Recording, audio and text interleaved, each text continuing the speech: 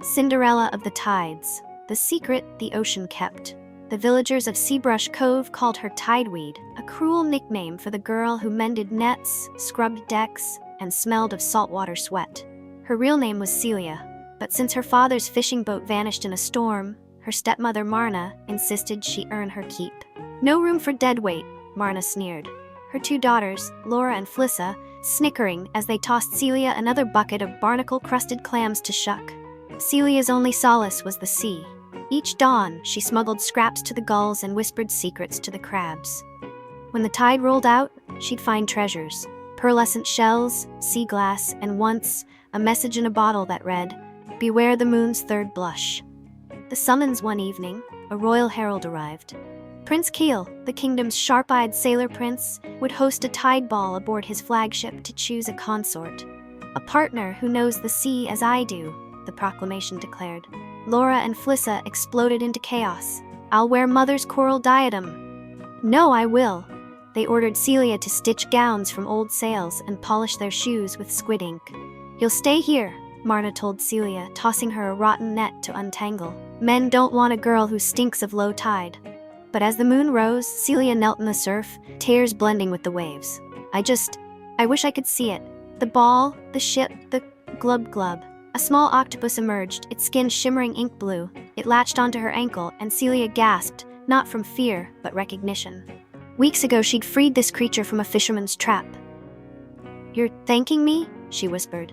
The octopus spat a swirl of bioluminescent ink, and the waves erupted. Seaweed coiled into a glimmering gown, oyster shells clasped her hair like a crown, and her tattered boots transformed into slippers made of moon jellyfish, squishy, glowing, and impossibly comfortable. "But I'll drown in this," Celia laughed. The octopus winked. "Trust the tide.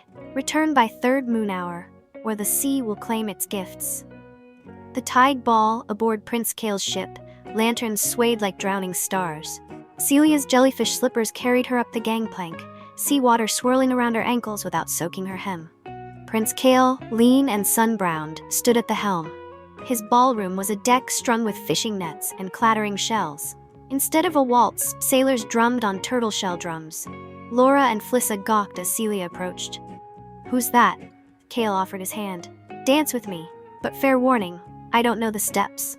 They spun, Celia's dress flickering like a mermaid's scales. He asked her questions no suitor had posed. "How do you calm a squall-tossed net?" "What's the best bait for midnight cod?" Celia answered freely, forgetting she was Tideweed. "Sing to the net, it's lonely, and cod prefer stories over bait. They're curious." Kael's eyes narrowed playfully. "Are you curious?" "Yes," she said, just as the ship's bell tolled. "Third moon hour." "Wait." Kael grabbed her wrist as she fled, and a jellyfish slipper slipped off. Celia leapt overboard, her dress dissolving into foam. The hunt.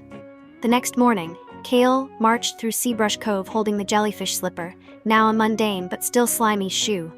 "Whose foot fits this, owns my heart." Marna shoved Laura forward. "Hers!" Laura crammed her foot in, screeching when a hidden crab pinched her toe. Flissa fared worse. The shoe sprouted seaweed and slithered into a tide pool. Kael sighed. "Last chance."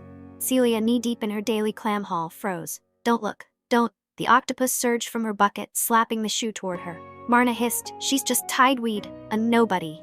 Kael knelt, ignoring the slime. "May I?" Celia's foot slid in perfectly. The shoe pulsed, glowing anew. "But, you're the girl from the ship," Kael laughed. "You owe me a dance." Marna lunged. "She's a liar." "A thief." Squawk. A flock of gulls dive-bombed Marna, while crabs hauled Laura and Flissa away in a clattering cage of shells. The third moon Kael frowned at the chaos. "You don't have to marry me? But, would you captain a ship with me? Teach me your cod songs?" Celia grinned.